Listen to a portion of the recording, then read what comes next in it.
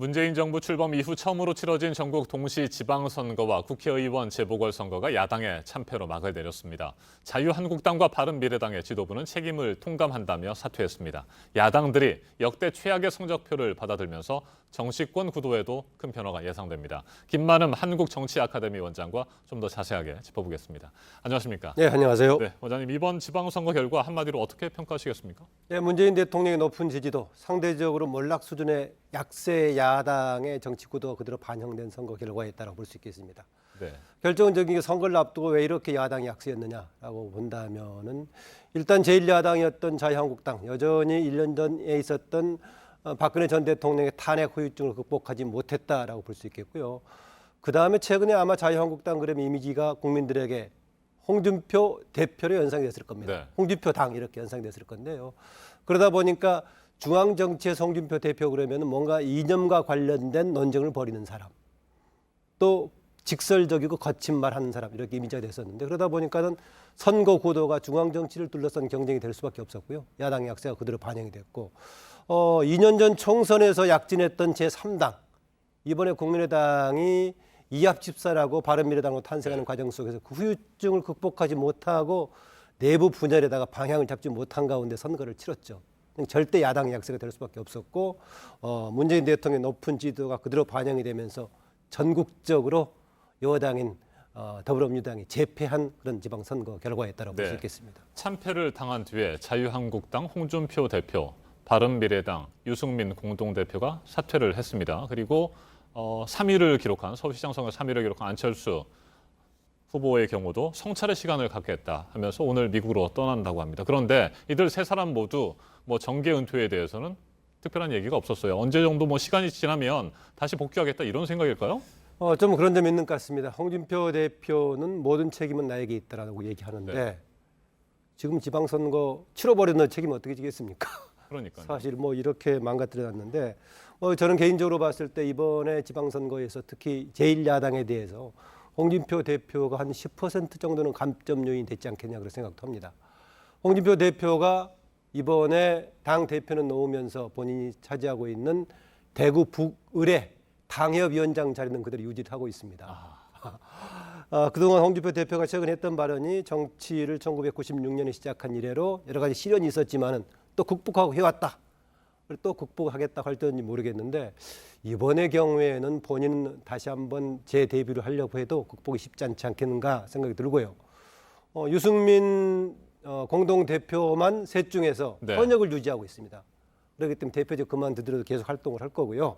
다만 지난 대선 때 지지는 높게 받지 못했지만 뭔가 리더로서 기대를 받았는데 이번 지방선거 국면에서는 리더로서의 무슨 역할에 대한 특별한 기대를 주지 못해가지고 타격을 받았다고 볼 수 있겠습니다. 안철수 서울시장 후보 결정적인 타격을 받았는데 본인은 역시 차기 대선 후보들이 마땅한 사람이 없기 때문에 나한테 또 한 번 기회가 있지 않을까 궁리할지 모르겠는데 역시 안철수 전 대표, 안철수 후보, 전 후보도 저는 재기하기가 쉽지 않지 않겠는가 하는 생각이 들기도 합니다. 네, 안철수 후보의 경우 이번 서울시장 선거에 나가지 말았어야 한다 이렇게 보십니까? 그 점도 있는데요. 검증받을 기회가 한 번 더 남아있기 때문에 나가지 않았으면 좋을 수도 있을 것인데 그랬을 경우에 앞으로 과연 어떤 기대를 받을 것인가 좀 복잡하긴 합니다. 이번에 선거 결과를 보면은요. 출구조사 심층조사에서 지난 대선 때 안철수 후보를 찍었던 사람 중에서 이번에 바른미래당 후보를 찍은 사람이 3분의 1이 안 됩니다. 오히려 29% 정도가 그대로 바른미래당을 찍었고요. 오히려 30%가 민주당을 찍었습니다. 그랬다면은 지난 대선 때의 기대를 그대로 이어가지 못하고 있다라는 겁니다.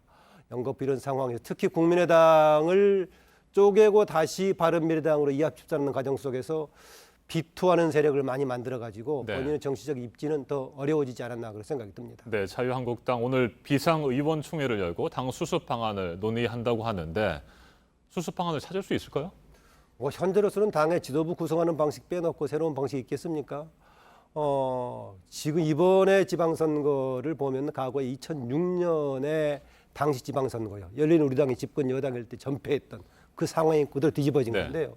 당시 열린우리당을 계속 그 이후 연패를 했습니다. 총선 대선까지 연패했다가 노무현 대통령 서거 이후에 2010년 지방선거에서 회복하기 시작했는데요.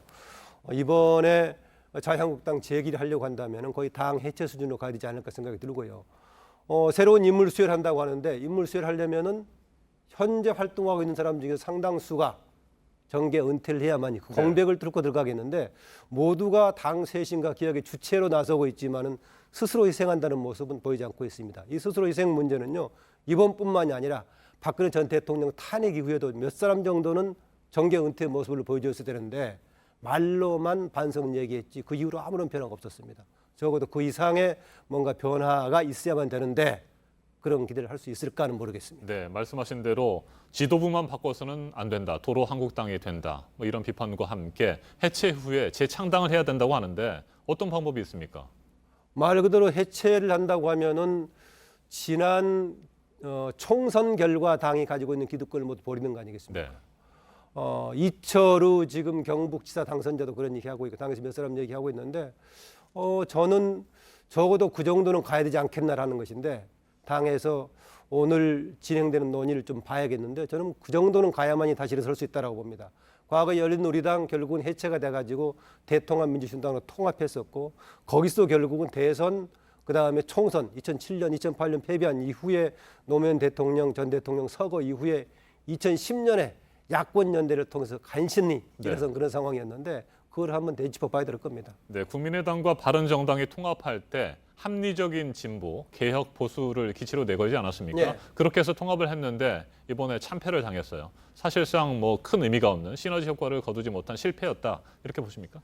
그렇습니다. 이번 선거 치르기 전에요. 바로 바른미래당으로 통합을 했을 때 지지도에서 이전에 두 개의 정당을 통합했던 그 단순 수치도 가져가지 못했습니다. 시너지가 아니라요. 그리고 후보 공천에 파동이 있을 정도로 안철수 전 대표 진영과 유승민 공동대표 진영 간에 정리가 되지 않은 상태로 방향을 못하고 총선을 치렀습니다. 네. 그래서 이번에 선거 결과에서는 가장 크게 자유한국당의 실패가 주목을 받고 있지만은 실제 당의 움직임은 바른미래당에서 먼저 일어날 수 있다. 양쪽의 원심력이 한쪽으로는 민주당과 민주평화당 방향으로 다른 한쪽으로는 자유한국당 방향으로 즉 쪼개질 가능성이 있다라고 봅니다. 네, 한 가지만 더 여쭙겠습니다. 바른미래당에 비해서 민주평화당은 기초단체장 호남에서 5석을 차지를 했습니다. 그나마 선전을 했다고 볼 수 있을까요? 그리고 또 하나 민주평화당과 더불어민주당이 앞으로 통합될 가능성은 어떻게 보십니까? 뭐 선전 예전에 그 지역을 거의 독식하다시피 했던 서류를 비춰본다면 선전했다고 보기 어렵습니다. 왜냐하면은요 지금 전라남북도 광주 합해가지고 광역단체장을 5개를 차지했지 않습니까? 네. 그런데 그 지역에서요 무소속이 7석을 차지했습니다.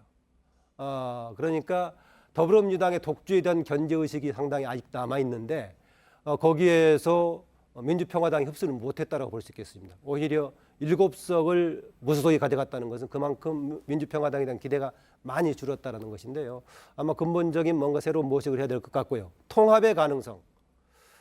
민주통합당의 사정도 있겠지만 민주당에서 바로 통합을 받아들이기 쉽지 않을 것입니다. 왜냐하면 현역의 민주통합당이 다수를 차지하고 있는데 지역구 재배치 등의 문제가 이해관계가 걸려 있어서 당분간은 만약에 민주당과의 관계에는 통합보다는 연대 방식으로 갈 가능성이 있다. 그렇게 봅니다. 네, 호남 지역에만 집중을 했고 호남에서 기초단체장 5석을 확보를 했는데 이 민주평화당도 앞으로 어떻게 될지 계속해서 지켜봐야 될 것 같습니다. 네, 김만우 원장님 말씀 잘 들었습니다.